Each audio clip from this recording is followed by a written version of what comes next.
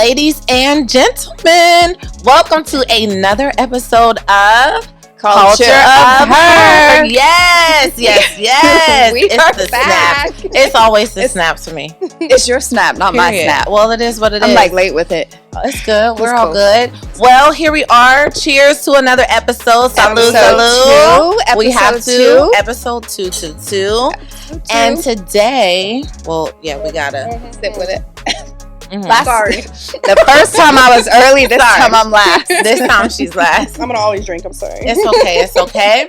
Well, ladies and gentlemen, my name is Selena, and I am one of your beautiful hosts for today. Yep. And this is I'm Christina.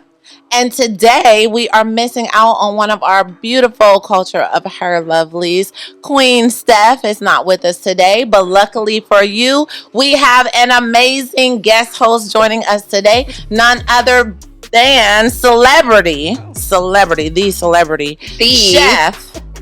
Chef Gina Juliet. Yes. Come on into the room, honey. We are so excited and happy Aw, thank for you to be Yes, here. yes. I am honored that you are here. So appreciate it's going to it. be a great episode, and let's get to it. Yeah, let's get to it. Let's Get go. into it. Let's Yeah. get into it. So, for those of you wondering like what this episode is all about, this is all things her as always, Culture of Her.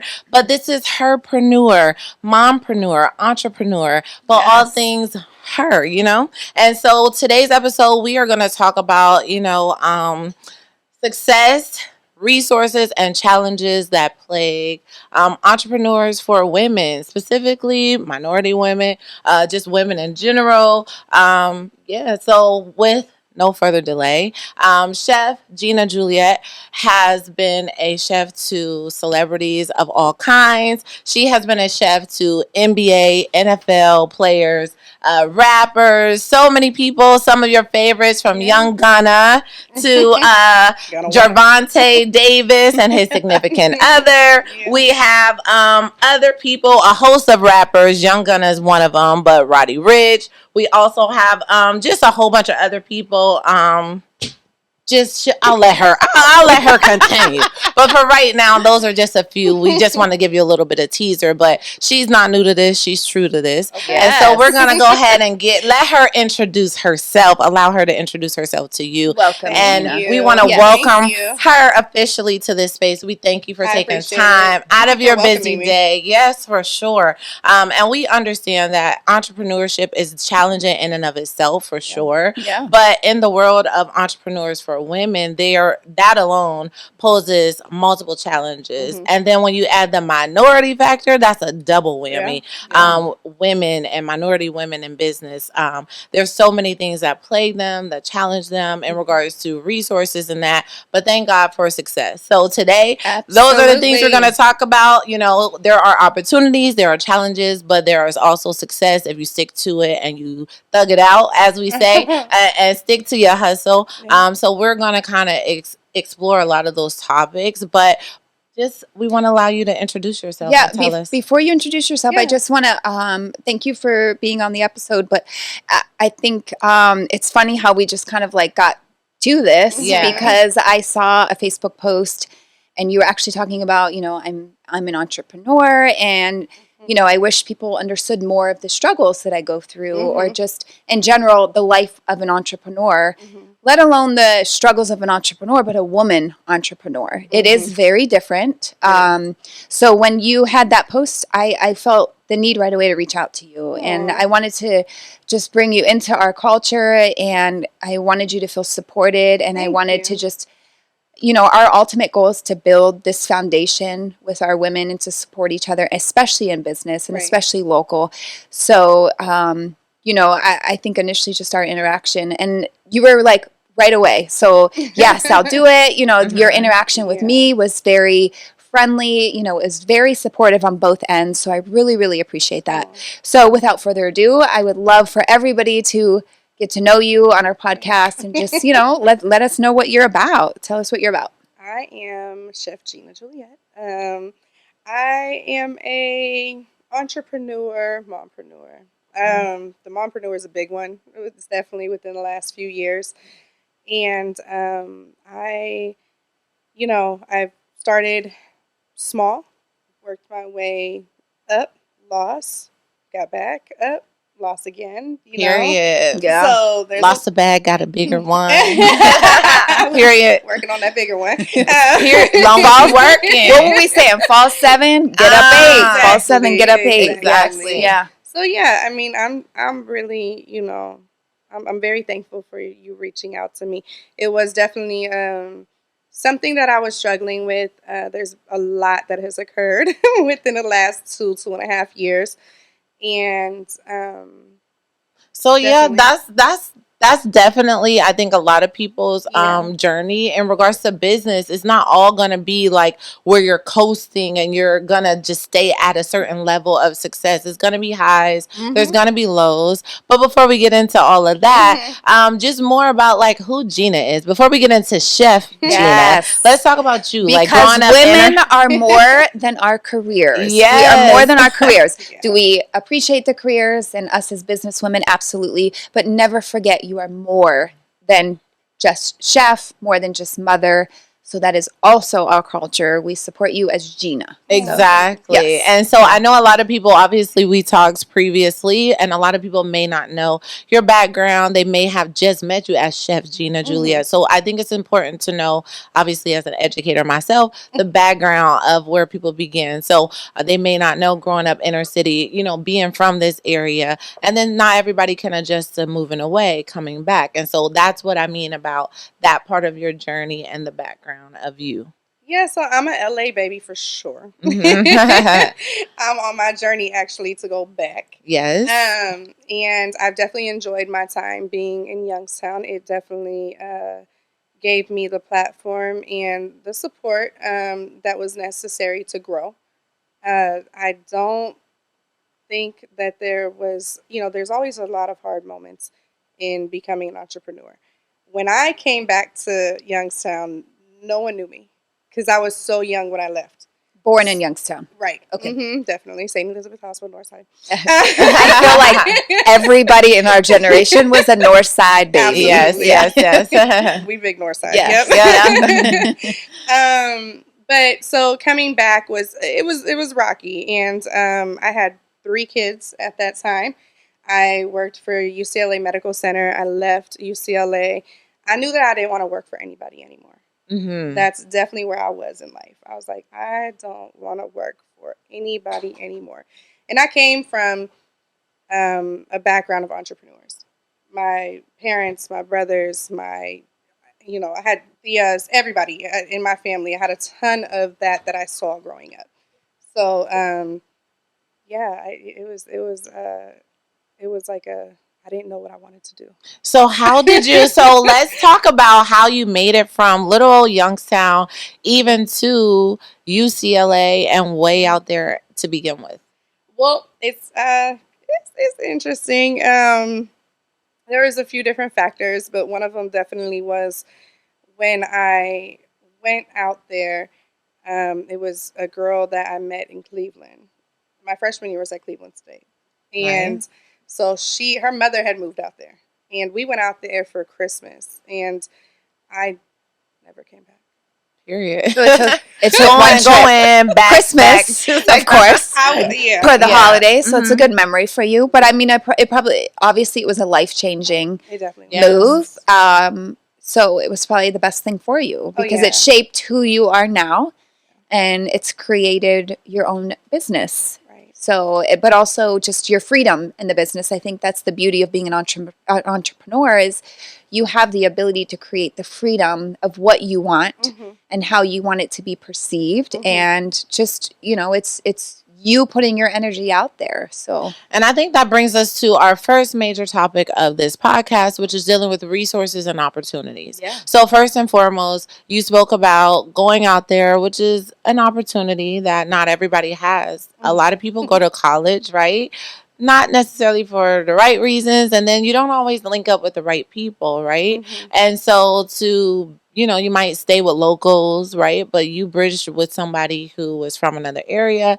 Were able to travel back with them and open your eyes to another experience maybe that you didn't have, and that was great. But ultimately, when you think about entrepreneurship and resources, the first thing that comes to mind is like monetizing, or like an investor, or I need you to help like invest in my business, or I need, that's normally the young mindset of entrepreneurs. But we don't think about the idea of like human capital, relationships. Like sometimes it's not always like what you know or what you have. It might be who you know, and that can help. That alone can help bridge the gap between like where you are and where you want to be. Of who you know. I think it's very important to create that network and that support system. Absolutely. And I think that's even important about like how you interact with people too, because that makes a big difference. Like you can't just walk, even when you get to where you're going, be humble. Yes. Sit down. Absolutely. Like, be mindful. Yes. You better tell them. Yeah. It's important to make sure that you keep in mind like how you treat people. Yeah, we might have to clink to that. Like, yeah. That was definitely a word, because you have to stay humble and treat people with the same humility and respect that you had when you were trying to get it out the mud. Don't forget from whence you came, because the very person that you're messing over, as people would say, might be the one that can help you get to your next. Don't burn those bridges. And as soon as you get it, is how fast you can lose it, right? Yes. And so let's talk about your resources, the opportunities provided for you. You talked about your family being chefs and being entrepreneurs. Not and so much chefs. They just not chefs. Sorry. Stuff. No, I'm playing. Listen. They dabble. They dabble a little. I mean, we got some chefs in my family. She making everybody look real good. They might not have a building with their name on it, but when I tell you, baby, we got some chefs in the kitchen whipping up a But that's where it all began. It's kind of like Fantasia, Beyonce, like some of the most iconic performers in the world didn't make it to the main stage. Like they did, thank God. Right. But the people who came before them, it was in their church choir. It was at, it was in the kitchen with Granny singing those hymns and stuff. You know what I'm saying? Yeah, they may not have had the title of chef, but I bet that they helped you, stir a pot or two. No, but either way, go ahead, tell the people. Shout out to both of my grandmothers, first of all. I mean, amazing cooks, amazing palates. I definitely got introduced to a really good, just foods very young. My mom used to, we didn't have much, but one thing she did all the time was whenever she got paid, we would go somewhere to eat, and it would be somewhere really nice, and that was her thing that we did together. I'm the only girl. So you were able to establish that gratitude at a young age. Oh yeah, really understanding the importance of eating well and also being served well at a restaurant. So do you think that was your obviously that was in the back of your mind? Do you think was she your biggest supporter coming into this, or how did you get into that? Supporter my whole life. I can't. That's a person or a story for another day. I mean, that's a whole podcast. Yeah, seriously. My mother is a soldier. She is the backbone of me entirely. Did you go to your mom when you wanted to officially be a chef? Who was your first? When you said, you know what, I'm gonna be Gina, the chef. Like, what was I didn't give myself the chef title until probably a year into I owned Savo. Okay. I didn't do that. I was kind of like hesitant about like, dang, why? I can cook. I'm not really like a chef. But why? And I do know what you're saying, because at the end of the day, modesty. We are very humble as women, just naturally. I was more scared. I'm like, dang, I don't want to give myself this chef title, and then everybody's like, girl, you are not a chef, like right? Exactly. So and our fears, but sometimes our fears, Did right? You hear her? She said, I wanted to earn it. Exactly. I wanted to earn it. Yeah, you wanted to earn it. And honestly, that is the respect level that creates a good business acumen for you. I wanted to earn it. For sure. Yeah. Not everybody says that. Yeah. Nor does everybody understand the concept of earning. Putting that hard work in and saying, hey, the only way I'm going to succeed is if I'm out there working to earn it. Period. So the fact that you said that, girl, I mean, props to you and respect to you, because not everybody has that business acumen, just so you know. Yeah. It's a good foundation to have, for sure. Exactly. And so we have our own fears as women, right? But sometimes we allow the fear of others to like make us miss out on our blessings on God. Like, it's really like the crabs in a barrel mentality, you know, especially locally from a small area, right? It's enough out here for everybody. But for some reason, right, it's like a competition. It's like all this, you know, the naysayers. And it's a beautiful thing when we're able to silence the noise from outside, trust and focus on the circle that does support you, whether it's your mom, your friends. You know, you don't need a crowd, right? So it's the few. Are you guys familiar with Kristen Scott? Yeah. From Virgo? Mm-hmm. Okay. So, she's been doing that a long time. Shout out to Kristen. Yeah, shout out to her. When I first came back to Youngstown, again, not really knowing too many people and everything, I seen her, and I think she was on pretty much the beginning of her journey with her candles and everything. And I was just like, dang, like this girl knows what she wants. This girl knows what she's doing. And like I said, I knew when I left UCLA, I didn't want to work for anybody else. I just didn't know what I wanted to do. You know what I mean? I was like, I didn't know at that time. Like, how old were you, if you don't mind me asking? I was like 29. Around what age? I was 29. 29. Mm-hmm. Okay. I was 29 years old. Like I said, I had 3 kids. And I remember vividly, and this is going to always probably be a vivid memory for me, but I was laying on the floor in my son's father's living room. And I was just like, I want to know what I'm supposed to be doing. We always have that epiphany as a woman. Yes. I feel like it's very strong as a woman. Yep. So, and we have to follow that. For sure. We have to follow that. And at that point, I didn't know. I knew that at that time, I always cooked. Always. That was like a thing. My very first boyfriend always said that his mother and father, who were married forever, that no matter what, you're supposed to cook for your man at any time. That anything. Yeah. Hello. Now I'm like, what? Sleep. Hello. I'm tired. No. Pizza. Nikki's Pizza. Nikki's Pizza. Call him. Get him on the phone. Shout out to the fam. Right. But at a fresh 17, you know, I'm sitting there like, dang, okay, so that's what you got to do. You got to cook.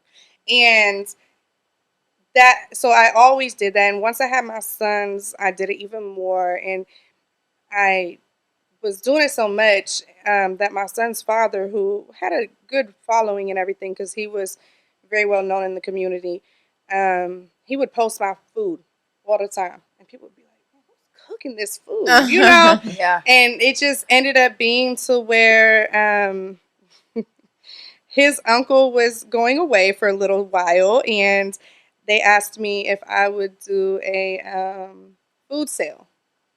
And we sold out in like 2 hours. Wow. Right.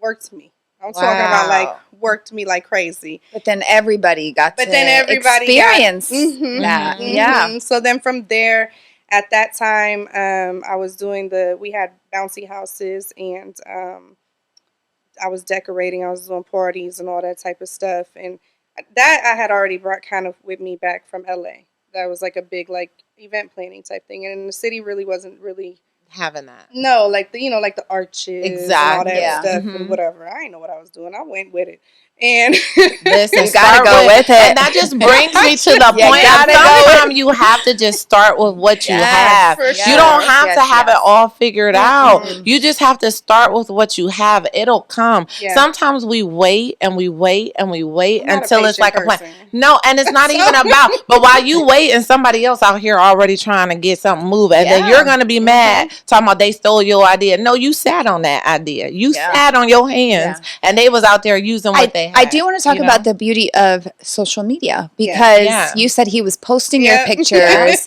And one thing I do appreciate about women in business and being an entrepreneur now is the fact that it is all in our hands. Yes. The ability for us as women to go deeper in business and have the ability to have our voice heard in a different way more than ever before is our ability to utilize social media in our favor. Yes. If you're if you're using it in your favor, you can gain a following, you can gain supporters, you can gain people that you probably would never meet above and beyond outside of social media. So, in that aspect in the business world, we have to utilize social media in our favor as a business tool. It has to be, a tool that we are using in that way. So, do you feel like has that made you more of a come up?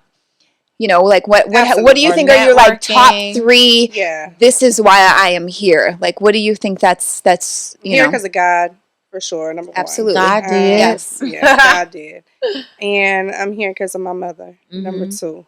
And my children. My children and my mother are my motivation, for driving sure. force. For sure. Children, for sure, because I would not be where I am. I'm a single mother of my oldest 2 kids. My oldest 2 kids, they have me. And so that has been a driving force for forever. I feel like as a mother, that is a push to be the most successful you can ever be in life.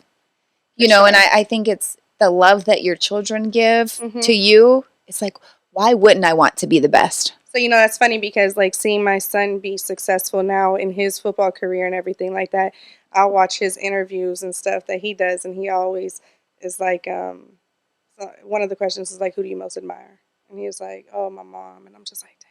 Oh, that's so sweet. Do you think you're hitting the surface? Like, do you, because I feel like you have so much more. I feel like you're not even like, you're just out here, girl. You're just icing the cake right now. But that's what I feel like. I feel like you I really still have more. For a while, to be honest with you. After COVID was like a blessing and a curse. I lost a lot. Blessing and a curse for real. And I think, that's where I was going to take it to our next point in regards to of the podcast. No, you're good. You're good. Because that's where it's going to challenges, because obviously it's not always going to be beautiful thing in business. And there are going to be some challenges. You know how they say only the strong survive. Yeah. So our next point in this podcast is dealing with the challenges of entrepreneurs and herpreneurs and all things boss lady, boss woman. Yeah. And so being a mom, you have to make sacrifices sometimes. And you brought up your children. Children is a big part of who we are as women. Everything we do is for them. You talked about quitting your job at a hospital, which is secure. A lot of times we get comfortable in those careers. Right. You got 401bs, 401ks, 401. You got all these things, shout out to right? my Ethiopian nurse at UCLA. I don't know where you're at right now. But she told me when I was 26 years old, she said, Gina, she said, I let her sit down at the computer and do everything for me because I didn't know what the heck I was doing. And she's like, I'm going to aggressively going ahead. And because UCLA, we were at a state hospital. So they would match us in our investments. So she started to invest in all of the products that we were putting into our patients. So anything like Boston Scientific, like any type of do not say Boston Scientific on here. I work for Diversitech Healthcare. We got what you do. It's my competition out here, but it's cool. We'll get to that on another episode. I'm out here selling devices, but I'm gonna let that slide. I'm gonna let that slide.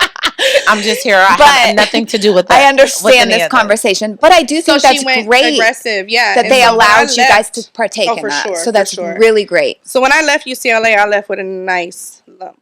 Good. You know what I mean? And like I said, that she's the reason that Salvo ever became Salvo, that Chef Gina Juliet ever became Chef Gina Juliet. She definitely played a huge part. We always need that one mentor, that one supporter outside of our family or people that just in general love us.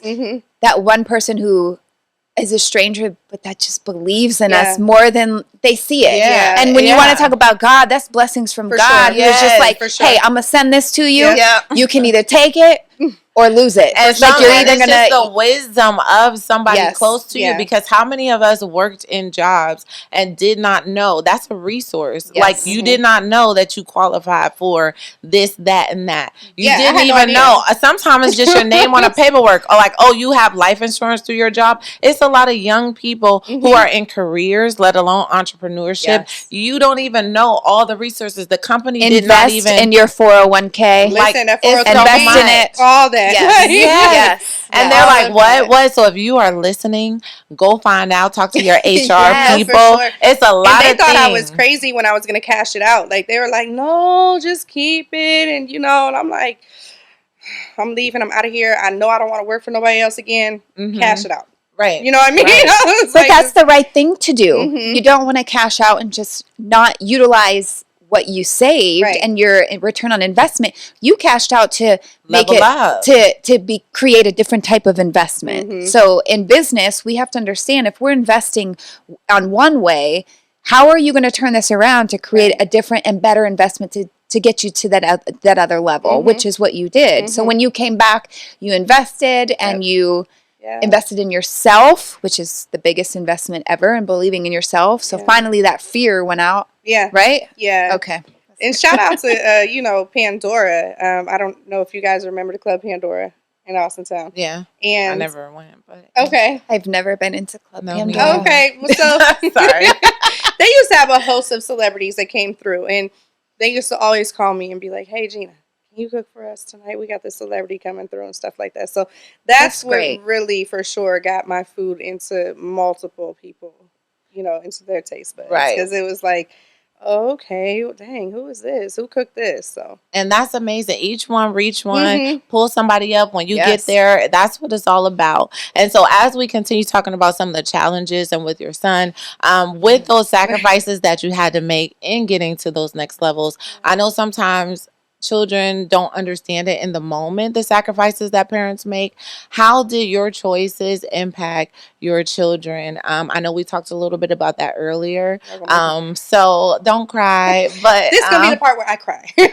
Sorry. Listen, but this is a safe space. So if you want to cry, we got what I just realized? This is safe. This is a safe space. We need a box of tissues on the table from now on. We want you to be safe. I said don't cry, but if you want to cry, we promote just to be real. No, and I so whatever the vibe, you do you, girl. We are here to support you. My my baby boy was turning a year old when I bought Savo, when I bought the building, and my daughter was 6, and my sons were 12 and 13, and I missed a lot. You miss a lot, I missed my son's first steps. I missed holding him. I don't remember putting him to sleep. And that sounds so terrible. But, he's like this to my mom. That's her baby. My daughter, I missed a lot. I missed that like from 5 to 10 year age, which was huge. And with my sons, I tried not to miss as much, but there were definitely Pee Wee football games on Saturdays where Savo, that's when I was the busiest. So, I might have missed times of that. So when COVID did happen, it was like it happened at a time where it needed to happen. Do you think it slowed you down? Yeah. Girl. I mean, by no choice. It obviously slowed God said, all of us down. Butt down, girl. Yeah, for sure. Like you have these kids right here and they need you right now. Mm-hmm. Just going off what you said, though, I feel like women in business, we have this guilt. Mm-hmm. Oh, I have that. Heavy. We always have this mom guilt of heavy. I want to provide the best for my child, but then in the back seat, that guilt it eats at you, knowing that you're doing the best that you can to provide for your children, and you being a single mother, knowing that you're doing this on your own. We as women will always have that guilt just in us, whether we are doing the best or not. You know what I mean? Regardless and I don't even think fact. it's like mompreneur, entrepreneur. I just think that's period as women. Like, and nobody makes it easy. Like childcare. And even if you know what I mean? Even if you don't, I know we're talking about moms and because no one replaces you. Even if you're not a mother, I mean, I know a lot of women who are out there sacrificing and, in general for their lives, for their families. And regardless if you have children or not, just putting that energy into your career to be the best that you can. Shout out to any woman. You don't have sometimes relationship guilt too. It's not just mom guilt. Like you saying, like just time in general. Yeah, you lose so much time. You don't even realize it until you look back and you're like, where did it go? Oh, but it's a double standard because when men do it, it's no shade, gentlemen. But let's talk about it. That is a challenge. We're on the challenge topic. So we talked about the mom challenge, but let's talk about the elephant in the room. With women entrepreneurs, it's hard. They are treated a lot differently in certain arenas than men, and so it's okay for you to walk in with your chest out and you know what I'm saying. But when women come in, and we always will, aside from not putting any hate out there or anything, but there will always be different challenges for a woman, for a mother. I'm in a man's world for sure, especially in your career. So James Brown said it best, but they ain't nothing without us. Listen, so they're not here without us, but we're gonna talk about a different day. But so can you speak to what are some of the challenges that maybe you have experienced as a woman in a male dominated career field? Girl, when they came out with Me Too, I said, oh, Me Too. The movement, Me 3, Me 4, Me 5. You were up there with that movement, girl. And especially being beautiful, and then obviously, not that we want to be sexualized or for sure. It's a constant battle. It is constant, and it's like I was already kind of like harsh because I grew up with all my brothers and stuff above me, but or below.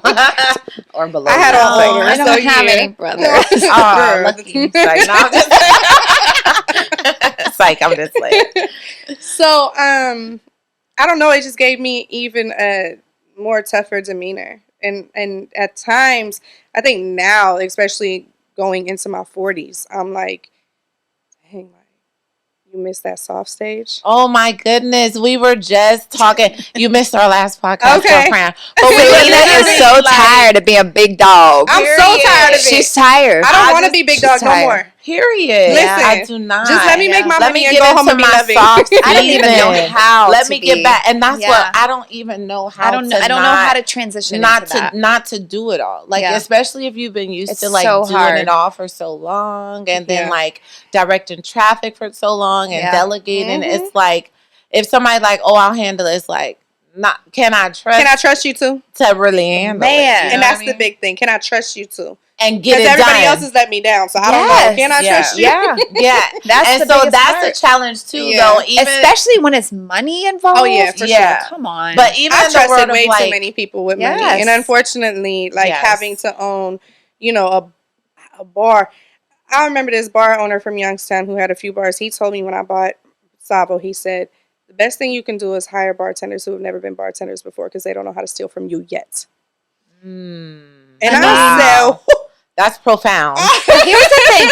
And every business, there are always going to be the positives and the negatives of the people who will help you and the people who will take advantage of you. Sure. Always. It's always going to be there. I could say that in 7 years of owning Savo, I've probably had maybe 5. Definitely 3 bartenders. I'm going to do your interviews from now on. Yeah. No, for sure. No, for sure. Bring me in to do your interviews. When I first opened, everybody was like, that's sad that you have to even go this through and that and this. And I was like, dang, okay. So I softened up a little bit. You know but you shouldn't. But then when I softened up a little bit, then it was like, damn, well, now they all taking advantage of me. Yeah. But why do you have to, if you walk into any other establishment, whoever that manager or owner is, if you want the job, you're going to level up and boss up to do what you need to do to get that job. So even as a woman, even in research, like there's a couple, 3 top things, especially for women entrepreneurs. One of the challenges is hiring. Either you're too soft or you're too this, and that's one of the big ones. So you shouldn't have to like soften up or deal with that. Yeah, but absolutely. That is a big issue. Last challenge I want to throw out, you can decline to talk about. I don't care. But since we're talking about big dog and all of that, do you speak to the idea of like, let's just say big dog and softening in regards to like dating and that? It's hard to find someone who's not intimidated by a boss woman. herpreneur. Selena, some people are that very is a intimidated. totally different podcast. No, ma'am. Of course, I got you. You don't need to go into depth, but do you know what I mean? That you don't have to speak personally, Listen. but that is a challenge It is. in No, it trying is. to even entertain or spend time or It's anything. time is always the factor. With time is a big factor, but also finding someone that's not intimidated by your success. To be honest, sometimes you know how they say some people are whatever soft too. You know what I mean? I think my biggest problem with dating was I never understood why it said that we needed to be equally yoked. And now, at 38 years old, I'm like, oh, I get it. You know what I mean? Like, it makes so much sense. Because someone will always feel inferior or lesser than, or you know what I mean? And then that can pose challenges. But then if we as women date up, they're like, oh, she's a gold digger. But then it's like, no, I have to because I'm going up. Yeah. So I have to meet him up it's there. a mentality thing. Yes. Right? It's a mentality of going to level this you up. is pull me. Yeah. Like I want to learn from you. I want to grow from you. Right. Yeah. I don't want to raise another person. Say that again. But you also have to understand that, you know, us coming in as business women and having that man's support, we've got to support them on their end as well. Because just like we have pitfalls and we have setbacks, we've got to understand there's both sides to setbacks. So I think the biggest thing in relationships, or you finding a relationship, is where is that balance that wherever I may have a setback, are you going to pull me up to make sure that I'm coming back? You know what I mean? So Or that are is the you biggest gonna be- thing. Is there a jealousy there? Yeah, that's what I'm Absolutely. trying to say. 'Cause there's- Because Yeah. there is sometimes that between opposite sex. Yes, You would think yeah. women on women is a big thing. I don't know why, but that's always been a Yeah. competition Yeah. factor. But that also exists within, unfortunately, relationships. And we see it a lot more even now with it's been a lot of domestic situations. COVID kind of or quarantine amplified that a lot more, but we do. And so as we wrap up our third and final topic, on a lighter note, let's Now we taking focus it down. on the success, because we talked about the good, the bad, the ugly. You know what I'm saying? But let's talk about really the beauty of, you know, all of your hard work paying off. It's not gonna be smooth sailing. It's not gonna be coasting on to greatness. There's gonna be highs, lows, some deficits that occur. Yeah. But in the long run of things, with hard work, it does pay off. So the beauty of it, what is some success that you found through your hard work? And you know, we have some books, we have a lot of other things that are forthcoming for you, and so the future is looking bright. Yeah, well, COVID did that. Again, Period. I hate to keep on going back to that, but COVID definitely made me look at other things and be like, what else can I do? You know what I mean? Like with having to close. I opened the kitchen at Medusa on February 7th. We had our first brunch, which was extremely successful. In Cleveland? Yeah. Oh, nice. It was so successful. It was the biggest brunch in the area at that time. Shout out to Jerry for allowing me to be a part of that. And that day is when DeWine came on TV and said that all bars and businesses must close. And I was just like, there's no way. Like, this cannot be life. So at that point, I was like, okay, what's next? You know, and I never knew I was really a writer, but I ended up writing an autobiography cookbook. Yes, honey. Can't wait to see that and one. I ended up doing a second one. And then, so the first one is Through His Stomach. Say it one more time for the people in the back. Where can we buy this? Through His Stomach. I'll let you guys know shortly. Okay. We're in the publishing process. And we will share that on Culture of Her. Yes. So make sure you We follow will support us, that for sure. That's the first one. And then the second one is From Noodles to Lamb Chops. And that's about me and my oldest two sons and our journey through this whole process. Beautiful. Love it. And yeah, so, you know, I think that the next thing is my son graduates this year, both of them. Isn't this like a full circle moment? But go ahead. Yeah, they graduate this year, and that leaves me with just my younger daughter and my young son, and it gives me more space to move because his football career had me so like, you know, Mom, I'm doing good. I can't. Oh, okay, the support. You know, support. Yeah, like, and I had to finally now sit back and be like, this is his time. Yes. So, you know, now I have to wait. Yep. And let him do this. And he's the first man in my family going to college. So shout out to Isaac. First generation college students. What's his name again? I know you're Isaac. Isaac. Congrats, Isaac. Yeah. We're very proud of you. Yes. Congratulations to you. Keep up the good work. We look forward to seeing great things. And shout out to you as a mom and a young mom for knowing that, because I think there's a lot of young moms too, which no shade, but everybody's YOLO and it's my turn. And it's like when you have children, you know, it's no longer about you. You put someone else's needs above your own, right? Yeah, and so shout out to you for knowing that in this season of their life, it's about them. And sometimes we put our dreams on hold for the greater good of our children and our seed. Yeah. And when you do that, good things come to you through them sometimes. But that is beautiful. Huge sacrifices. Beautiful. Business and entrepreneurship is all about sacrifices. You know what would you want to leave with our viewers? What advice would you give to them as we wrap up this podcast? You know, what is the end goal? What advice would you give to all things mompreneurs, boss women that are struggling either in entrepreneurship or interested in going into starting a business? You know, prayer works. Just know who you are. Stand on it. And 10 toes down. 10 toes down for sure. Don't lose yourself. Don't through anything. They'll try you. Yes, everybody. And you know that's when you just gotta pull your big girl panties up. But it is what it is.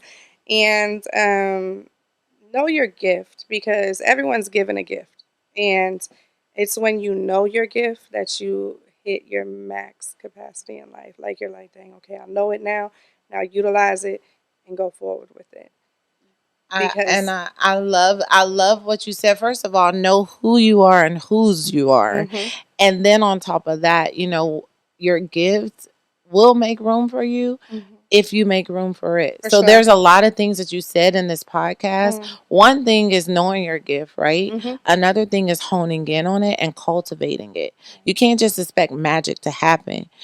Once you acknowledge your gift, then you have to cultivate it and work on it. And just like this culture of her, we are cultivating a garden. You got to water that thing. I love it. You got to grow that thing. You got to work on it. It's not just going to happen overnight. You've got to bring nurture it, people in, the right people that's going to help. Oh, that's huge. Because there's so many people who will want to be around just to be around. Yes. And they are not all. You got to weed that garden, honey. Absolutely. Everything, all them seeds ain't going to take root. That's major. You have to make sure you're weeding out. Better get that spray. No, for sure. But seriously, I hater spray out there. I love everything that you said, and I really love your journey. It's very powerful, and just from culture of her to you, from me to you, I really just want you to stay encouraged, stay empowered, stay motivated, because I know that it's not easy. We say that all the time. Like we try. I don't care what they say. It gets to us. For sure. It gets to us. We are not superhuman. We don't. And have that's okay. Shield, and that's okay. We can have a setback. We can rest and we can reset and come recover. Back come back swinging, right? Just like you thought. People thought you were out, Gina, but you ain't down, out. but never Chef out. Gina is back for sure. Yeah, was never gone. Yeah. Was never gone. So stay tuned. Yeah. The books but are good coming luck with everything. Yes. From me to you, thank you. Our communication. We will continue to support you. I think this is just the beginning for us, for Culture of Her, for you. You know, I think it's sky's the limit. I don't think like I said, I think you've just touched the surface. I think there's so much for you. So, you know, we're going to continue having more things. Yes. We hope you also attend. You may be able to also meet Chef Gina, which would be really nice for you as well. Exactly. So, Saba will be reopening shortly. Did y'all hear that? Just for a little bit. Look, for a small amount of time. That's great. Until I open elsewhere. Awesome. Yeah. That is and then she'll still be chefing for the big timers and all that. Absolutely. You know, books and I'm busy always. And if not for the big time, it's for the babies. Hello. Yes. So until then, this will conclude our episode of Culture of Her. Remember to celebrate all things her. And shout out to Stephanie, because guess where she is? She's working. She is working. So thank you, but special guest, Chef Gina. Thank you for filling in. Thank you for filling in for our queen, Miss Steph. I'm so sorry you weren't for here, everybody watching. And so, until next time, everybody. Salud, salud. salud. Cheers to her.